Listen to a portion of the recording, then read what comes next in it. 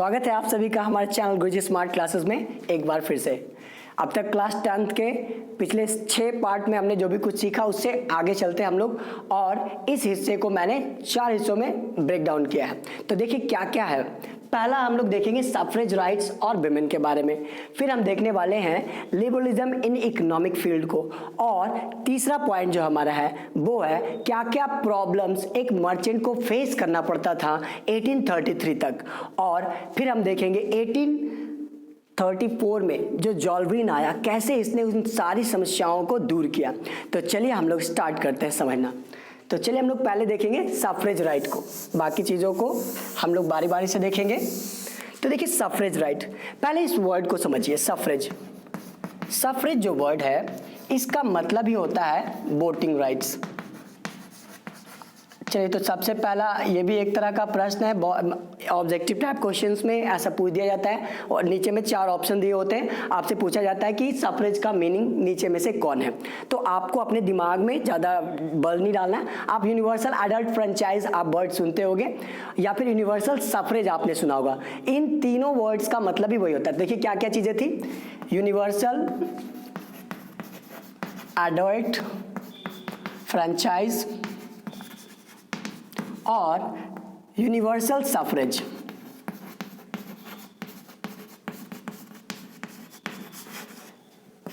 ये जो 2 चीजें हैं वो आज के युग में इस्तेमाल किया जाता है, this are use in nowadays.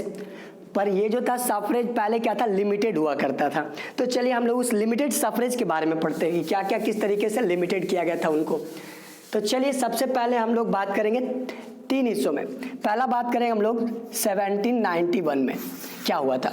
तो 1791 में समाज को जो है वहां पे बांटा गया था 2 हिस्सों में, लेकिन समाज के किस हिस्से को, तो 3rd स्टेट को 2 हिस्सों में बांटा गया, एक्टिव और पैसिव सिटीजन में।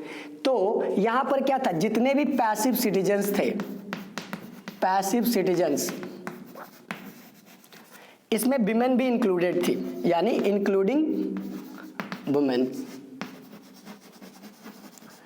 इन सबको वोट देने का अधिकार नहीं मिला था। They did not have access to vote, इनको वोट देने का अधिकार नहीं मिला था। लेकिन इनके अलावा जितने भी लोग थे उनको वोट देने का अधिकार मिला था। तो 1791 में आपने देखा कि किस तरीके से किसे किसे अधिकार मिला और किसे अधिकारों से वंचित रखा गया। अब देखते हैं उसके बाद 1792 और 93, इसको कहा जाता था जैकोबिन रिजाइम।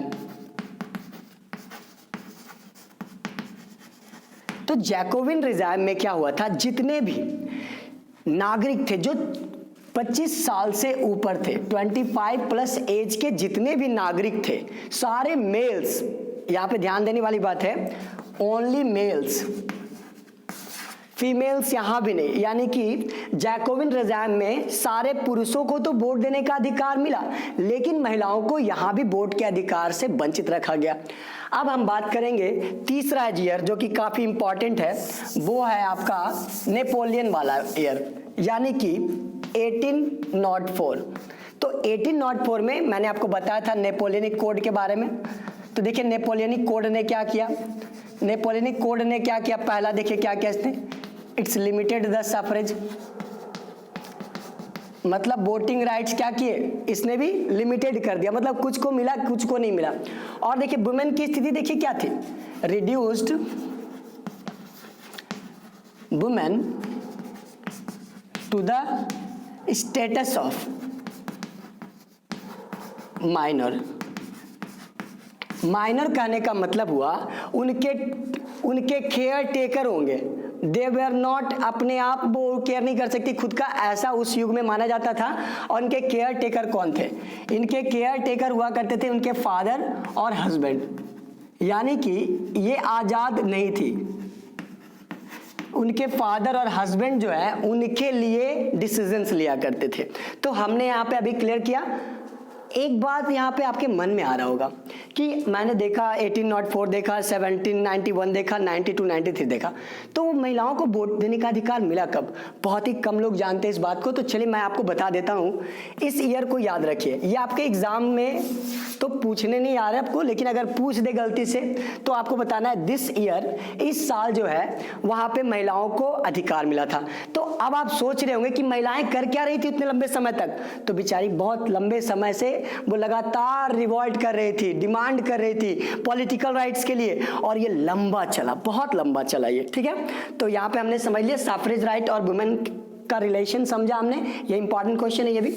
अब हम लोग चलते हैं सेकंड इशू पे, सेकंड जो मुद्दा जो हमारा था उस पे चलते हैं। सेकंड हमारा था क्या? लिबरलिज्म इन इकोनॉमिक फील्ड, आर्थिक क्षेत्र में जो है लिबरलिज्म का डेफिनेशन क्या था। तो चलिए 2 पॉइंट्स में से भी समझते हैं। लिबरलिज्म स्टूड फॉर, फर्स्ट आप कह सकते हैं freedom of market,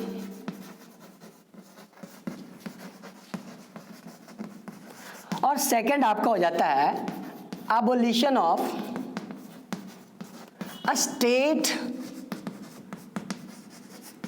imposed duties कह सकते हैं इसको, आप टैरिफ बैरियर्स कह सकते हैं, ठीक है। तो देखिए इन दोनों को समझते हैं। अब जैसा कि वहां पे प्रॉब्लम क्या था कि मार्केट्स फ्री नहीं थे। तो मतलब फ्री मार्केट का मतलब क्या होता था, जैसे कि छोटे छोटे जो राज्य थे वो आपस में व्यापार करने में लिबरल नहीं थे, वो रुकावटें पैदा करते थे कि तुम मेरे राज्य में एंटर करे तो तुमको ये टैक्स देना पड़ेगा, तुम मेरे राज्य में एंटर करे तुमको ये टैक्स देना पड़ेगा। तो ये एक बहुत ही जो ग्रोथ जो था सोसाइटी का वो रोके हुआ था। तो न्यू कॉमर्शियल क्लासेस जो वहां पे थे वो चाहते थे कि मार्केट को फ्री किया जाए, और वो चाहते थे जितने भी टैक्सेस, देखिए ये टैक्स सीधा सीधा अगर हम इसको कहें तो टैक्स कहते थे, क्योंकि राज्य अपने अपने, मैंने जैसा बताया आपको, तो इसका खत्म होना जो है लिबरलिज्म का तरीका था कि लिबरलिज्म जो मार्केट में तब आएगा जब ये चीजें होंगी तब, क्योंकि मार्केट लिबरल होने से क्या होता, ग्रोथ होता, इकोनॉमिक ग्रोथ होता है, ठीक है। तो ये 2 इश्यूज हमने देखे। अब देखेंगे हम लोग प्रॉब्लम के बारे में कि प्रॉब्लम क्या क्या फेस किया मर्चेंट्स ने 1833 तक। 1834 से प्रॉब्लम सॉल्व हो जाएगा। तो देखते हैं हम लोग problems faced by merchants till 1833, यानी 1833 तक जो है किस मतलब जो व्यापारी थे उनको क्या क्या समस्याएं उत्पन्न होती थी। तो पहला प्रॉब्लम देखिए, अब मैं आपको एक एग्जांपल देकर समझाता हूं। देखिए एक व्यापारी, इमेजिन करो एक व्यापारी है जिसे जाना है कहां से कहां, इसे जाना है हैम्बर्ग से न्यूरेमबर्ग तक। तो हैम्बर्ग से न्यूरेमबर्ग जाते वक्त उसे 11 कस्टम ड्यूटीज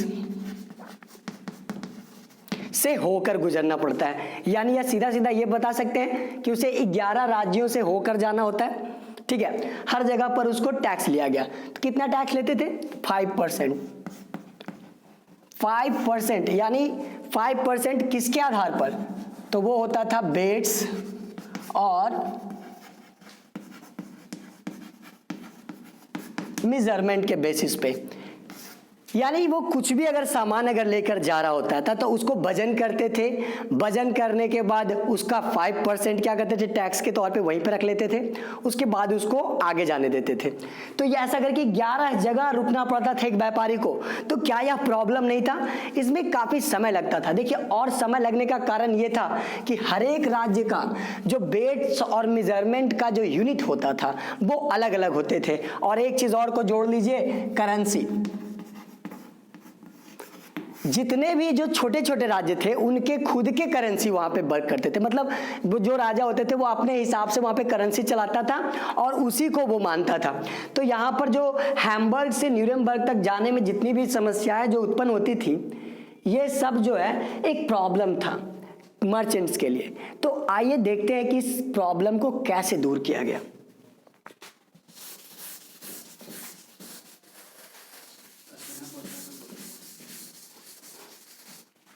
अब देखेंगे हम लोग ज़ोल्वेरिन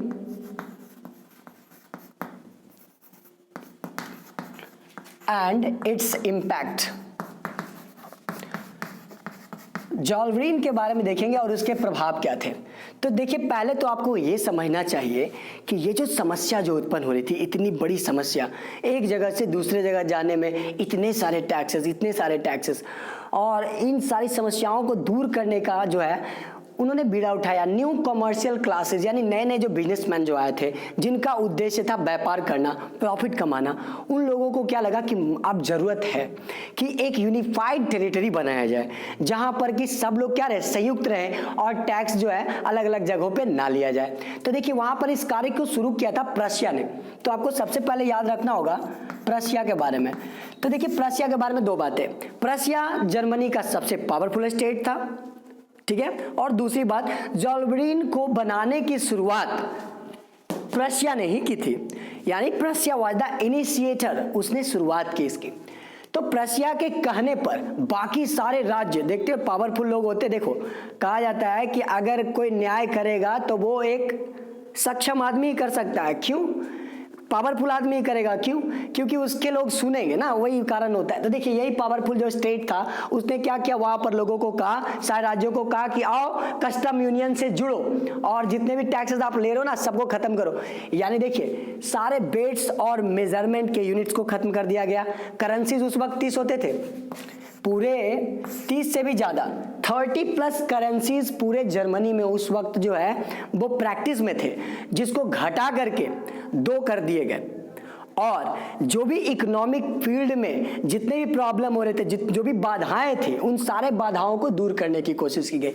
तो ज़ोल्वेरिन को हम लोग दूसरी भाषा में कह सकते हैं, it was a custom union,